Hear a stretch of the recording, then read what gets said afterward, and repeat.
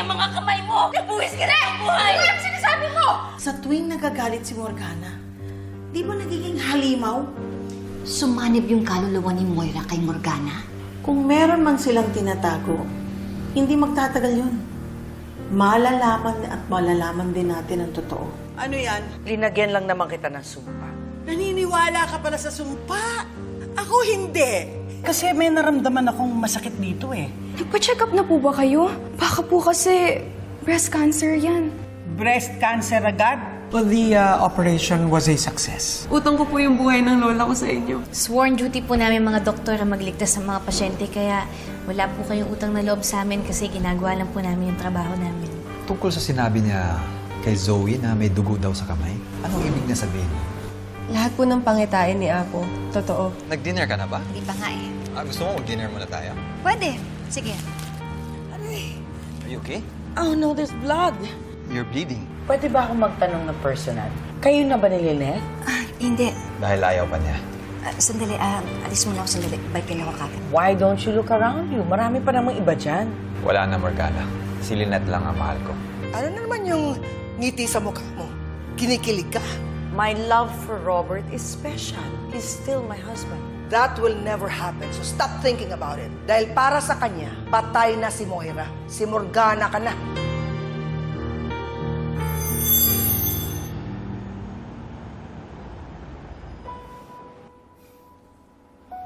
Morgana Go ang pangalan ng babaeng to. Pero, kamukha ni Moira eh.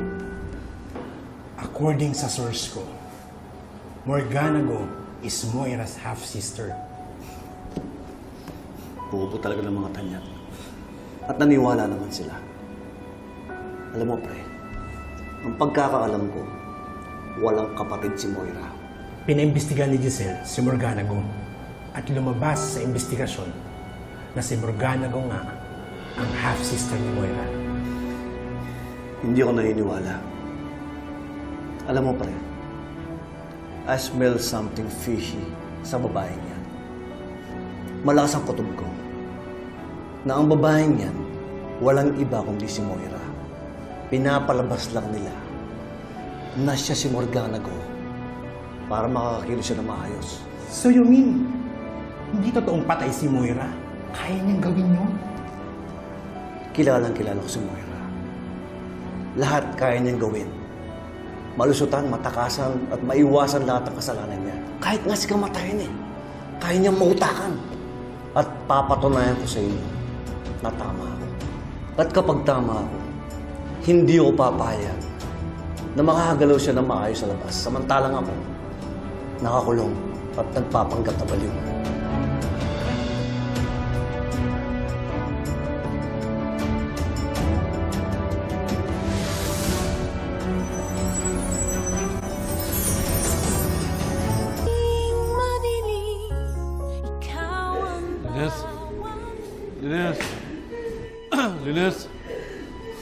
Linis. Si Lynette lang. Si Lynette. Ang gusto ko si Lynette lang. Lynette. Si Lynette. Si Lynette. Si Lynette. Ikaw si Lynette eh. Huwag ka nang umarte. Alam ko na yung ginagawa mo. Lynette. Pinapahanap mo raw si Inoy. Naku, paano ba yan? Naka-leave siya ngayon, kaya akong pinapunta niya rito. Alis ka dito. Ikaw si Lynette eh. Si Lynette lang. Alis ka dito. Sabi ko naman sa'yo, di ba? Tigilan mo na yan. Hindi mo na kailangan magpanggap. Huwag ka mag-alala, Dr. Benitez. Ligtas lahat ng sikreto ninyo ni Inoy. Anong kailangan mong tulong?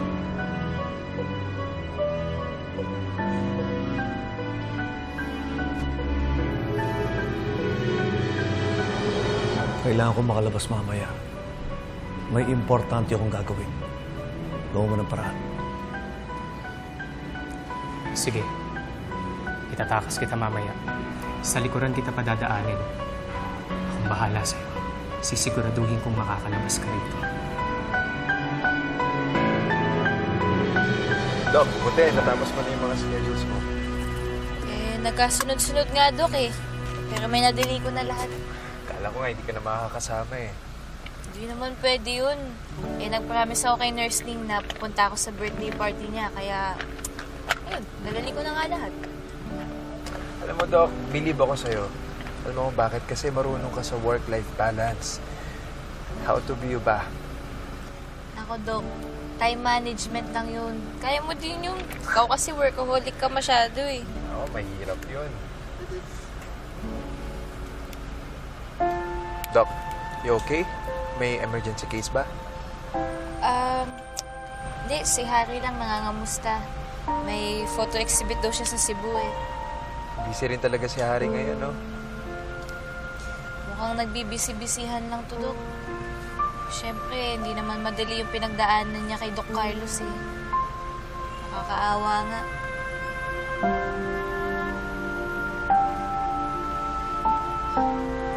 Tara na, Doc. Yeah, let's go.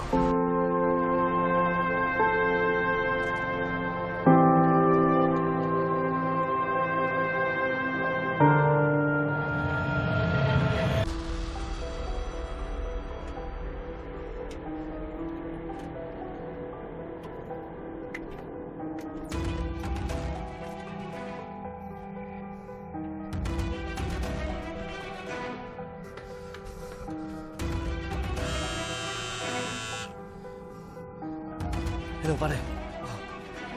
Palabas na ako ng building. Nasaan na yung sasakyan na hiniram ko sa'yo? Nakapark doon sa may kalsada, doon sa may saradong gasolinahan. Puntahan mo na. Sige, pare, salamat. Dok, siguraduhin mo lang na makabalik ka agad ah. Sige na. Salamat.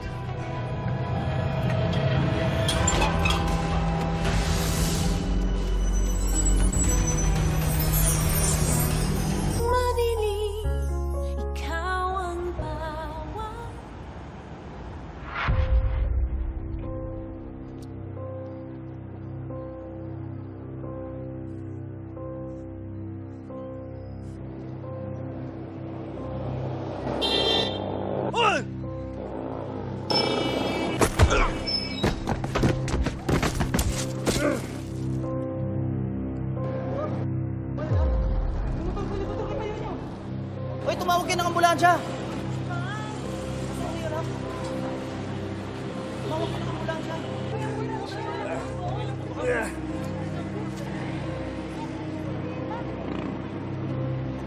Give him space, please. Mga doctors kami. Doctors po kami. Kuya, huwag ka po masyadong gagalaw ah. Baka mamaya po kasi may fracture po kayo. Doc, tatawag ako ng ambulance. Tumawag ka ng ambulansya, bilis. Tumawag ka ng hospital.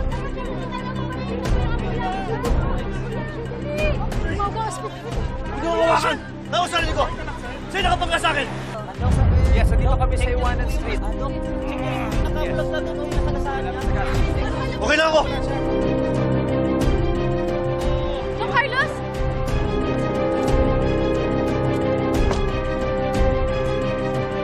Doc!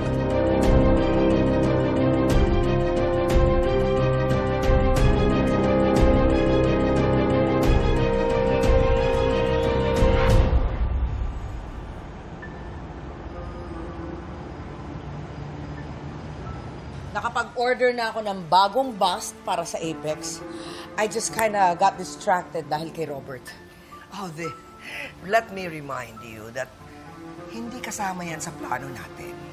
To win Robert's heart.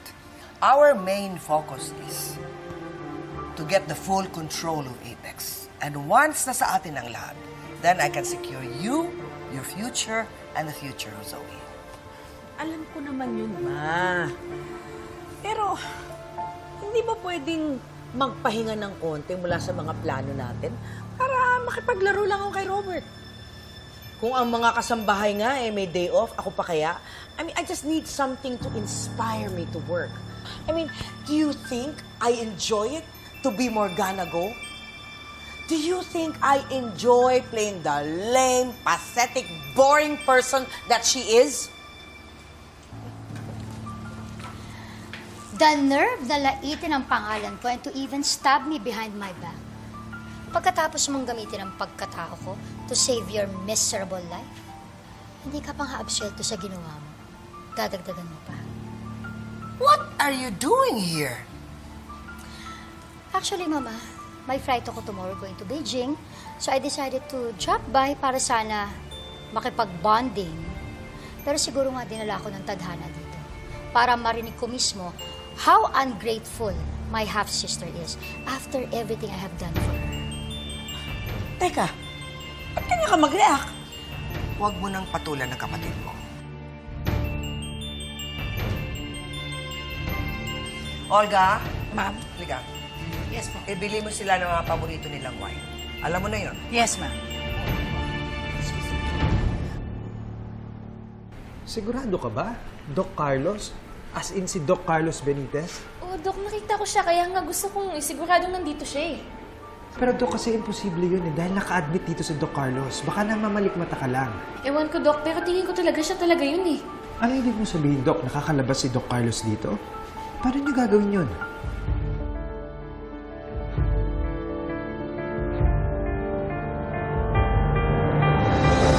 Can we just cool down, the two of you, for now? Ay, nako. This is not the right time na pairalin niyo ang mga issues niyo sa buhay niyo. Bakit hindi mo yan sabihin sa nagmamagaling mong anak? Pa talagang nagmamagaling? Morgana? Or should I say, Moira? Baka akala mo, hindi ko alam na ikaw ang nagsumbong kay Mr. Chan. Hindi ko alam kung anong pinagsasabi mo. Huwag ka na magmaang-maangan. Inamin na sa akin ng mama.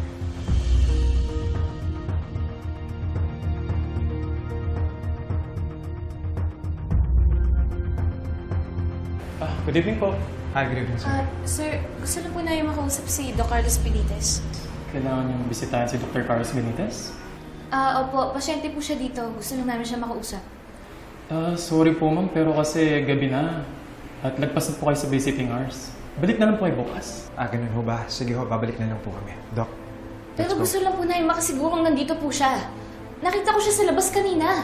Ay, posible po yung sinasabi ninyo kasi hindi po namin hinahayaan yung mga pasyente namin dito na gumala kung saan-saan. Pinagbabawal po yun. Sir, paano po namin masisiguro na totoo po yung sinasabi ninyo na nandito po siya? Alam niyo po kung mapapatunayan namin na nakakalabas po siya, pwede kami mag-file ng complaint laban sa institusyon na to. Kasi kayo po yung mismong lumalabang sa sarili ninyong patakaran eh. Ay, sige po, para ma-assure ko kayo na si Dr. Carlos Benitez nasa loob po talaga, tatawagin ko po yung naka-assign na staff sa kanya at patingnan po siya sa kwarto niya.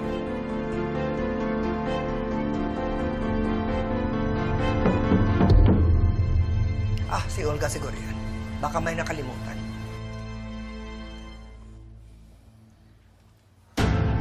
Hindi yung na-inform na may meeting pala.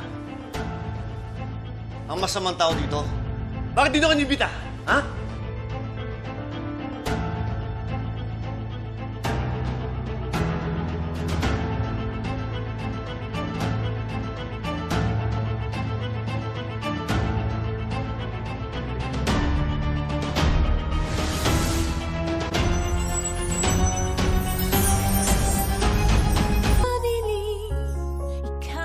Ginagawa mo dito?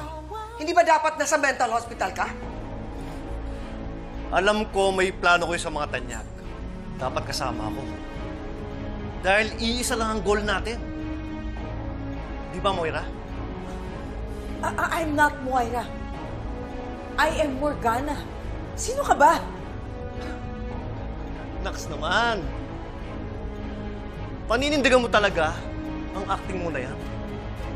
Ako nga, nagpapakatotoo sa harapan ninyo na hindi ako totoong baliw.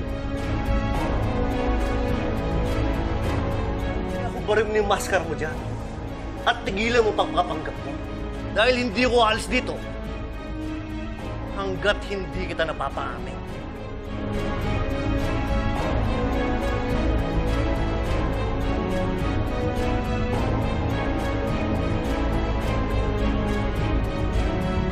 Oh, Fred, may gustong kumausap kay Dr. Carlos Benitez. Sigurado po ba kayo nandito po sa loob si Doc Carlos? Opo. Sa totoo lang, kakagaling ko lang sa kwarto niya. Nagpapahinga na po siya. Sir, kasi yung kasama ko, nakita niya si Doc Carlos kaninang umaga. Nasa labas. Gusto lang po namin makasigurado kung wala po talaga siya sa labas at nandito siya sa loob ng institution. Imposible po yan. Napaaway po si Doc Benitez kanina. At dahil sa ginawa niya, we sedated him. Pinatulog po namin siya. Kaya imposibleng makabago na makalabas pa siya sa kwarto niya. Hindi po si Dr. Benitez yung nakita ninyo.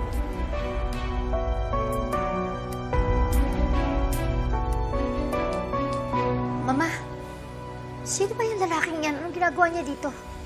That's Lynette's obsessive and lunatic ex-husband. Pwede ba kung sino ka man, tigilan mo na to dahil wala ka naman makukuha dito eh. Wala na si Moira, patay na siya. Ako si Morgana Go. Period. Talaga, Moira? Patay na ba talaga si Moira? Huwag ako. Tigilan mo ko sa kasinungalingan mo. Ano? Gusto niyo maglaro? Sige. Pagbibigyan ko kayo.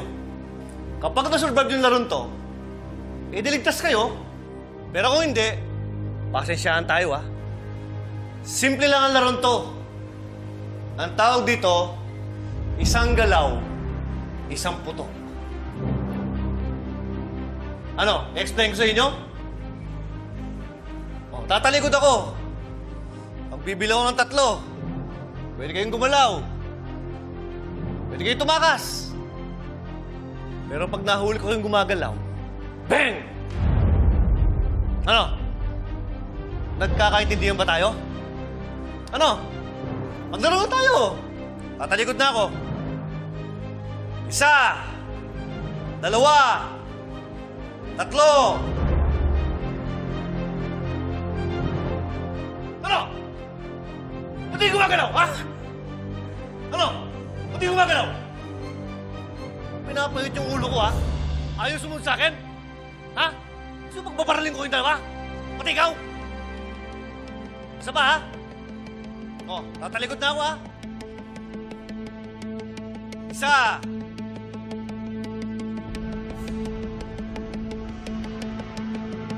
2, 3.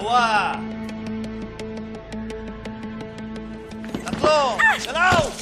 Oh! Paano ba yan, Moira? Gumalaw ka. Ibig sabihin, paparling kita. Hindi, pinatid lang ako ni Nusi. Siya yung barilin mo. At sasabi mo dyan, bigla na lang siyang dadapa. Barilin mo na! Talagang pinapahit mong ulo ko, ha? Sige, Moira. Isa pa, ha? Tatalikod na ako. Ikaw din. 1, 2, 3.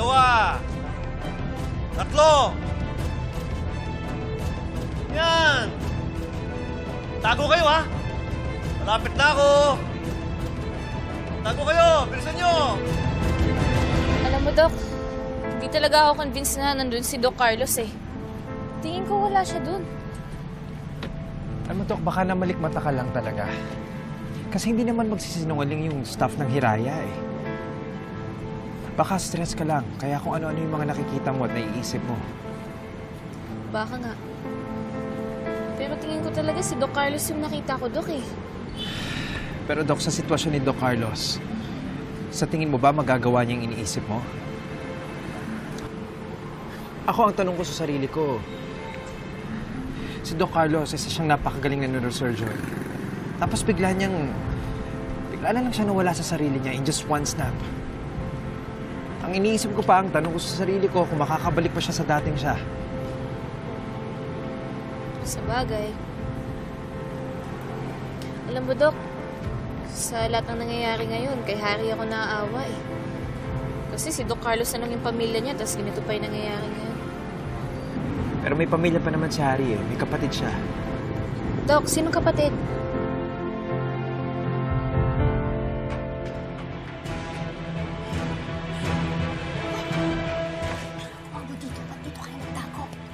Diskarte lang ako, baka abutan pa ako ni Carlos, no? Baka pa. Teka muna, hindi mo ba siya labanan? Ikaw itong magaling magbusyo, eh. Hindi mo nakita may pa rin. Tsaka isa pa, ikaw lang naman ang gusto niyang saktan. Sa totoo lang. Dapat ka bayaran ko pa siya.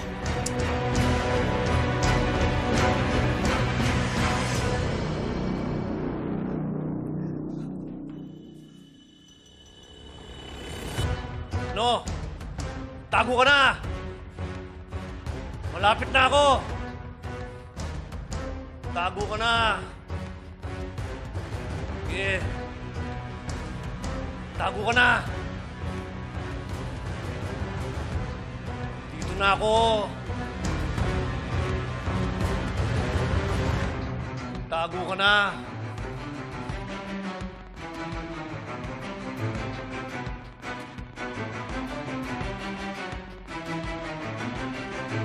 Huli ka! Ano? Sige dito. Sige dito. Bitiwan mo ako. Halika dito! Bitiwan mo ako!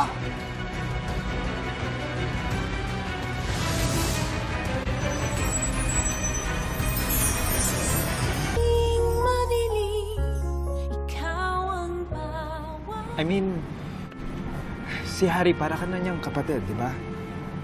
Kasi ikaw tsaka si Ma'am Lynette, tinuring siyang pamilya. So, para ka na rin niyang kapatid. Sa bagay, hindi na rin naman iba sa amin si Harry. Let's go. Sige, Doc.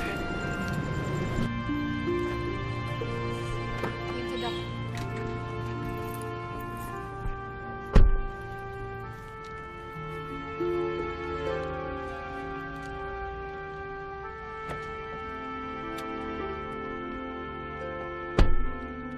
Bitiwan mo ako! Bitiwan mo ako! Ito ka! Let go, Huli! Ano? Bitiwan mo ako! Basta kayo! Hawak ko ng mama nyo! Ano? Lalabas kayo? Bitiwan Labas! Papasabuhin ko ulo ng mama nyo! Ano? Pagbibilang ako. Kapag hindi kayo lumabas, papasabuhin ko ng ulo ng mama nyo! Ano? Magsisimula na ako magbilang, ha? Isa!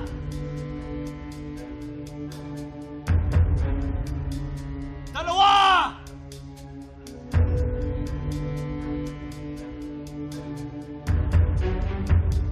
Dalawa't kalahati! Sandali! Bitawan mo, Mama. Bitawan mo, Mama. Ako siya sasaktan. Yan! Ikaw pala ang mapagmahal na anak. Nandito na rin ako. I'm here to save my mom. Galing mo talaga, Moira, no?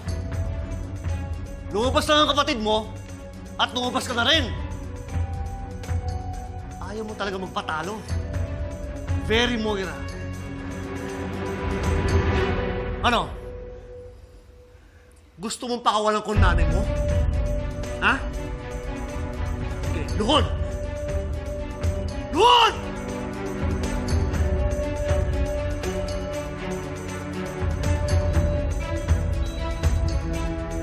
Yeah.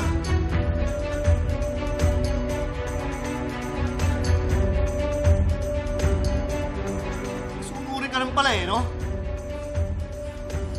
Carlos, luluhod din ako to save my mother.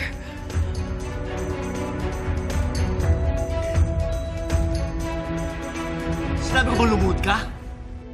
Tayo! Hindi yan ang gusto mo ipagawa sa'yo. Ang gusto ko, aminin mo sa harapan ko na ikaw, si Moira Brutacchio! Ano, Moira? Carlos! Ano? Aminin mo! Naghihintay ako!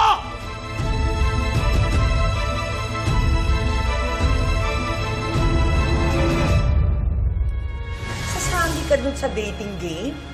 Naku, Lynette, baka sabihin ng mga tao ay naghahanap ka pa ng lalaki. Eh, di ba? Naanakan ka na nga. Ulitin mo nga yung sinabi mo. Nay, huwag na po. Diyos ko, alisin niyo po itong takot sa puso ko. Alam ko po na hindi niyo ako pababayaan. Pero ayoko pa pong mamatay.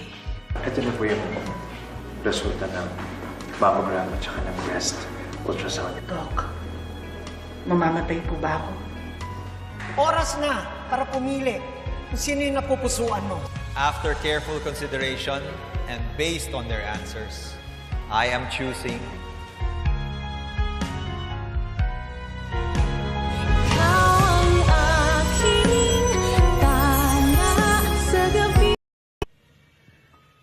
大家好，这个专家说啊，现在这个小孩的出生率啊非常低，接近这个清朝中期的出生的水平，人少了，将来啊这个国家啊发展会缺人，没有人这个顶这个岗位。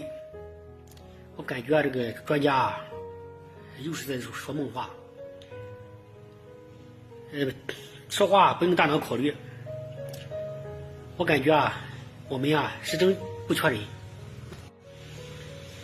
比如啊现在出去打工啊，工厂里啊要求这个不能超过35岁，退休年龄呢是65岁。我就纳闷了，想不明白，这30年呢干嘛呢？这30年这个年龄阶段的人呀是非常多的，正青年，这些人呀都没有工可打，没有工可干。专家还在那地方啊呼吁叫年轻人啊多生，他们的目的啊是何在？为什么要这样呼吁呢？是不是啊跟他们这些不可告人的事业有关呢？比如啊这个房子卖不出去了，或者说大家都不消费了，是不是有关系呢？我们啊现在啊根本啊就不缺人，随着这个机械化程度的提高，还有智能化，这个机器人呀上了流水线啊能顶好多人。随着这个现代化程度越来越高啊，用的人啊越来越少，我们啊根本就不缺人。有这些专家啊就在这地方造谣，他们的目的啊就是自己知道。现在年轻人为什么不生呢？不就是因为这个生活压力大吗？别的原因啊可能没有，如果但凡过得好一点啊，舒坦一点啊，不可能不生的。人口多少够不够用？我想啊应该真正这个自然规律，根本啊不用去某些人啊去建议多生或者少生，人啊是可以自然调节的。几千年来呢就没有这个人口的这个限制，他们呀也调节的非常好。人口啊是可以自然调节的，如果啊违背了这个规律啊，可能啊就会引起各种各样的问题。大家对专家说这个人口啊不够用的这件事是怎么看的？欢迎大家评论关注。好了，再见。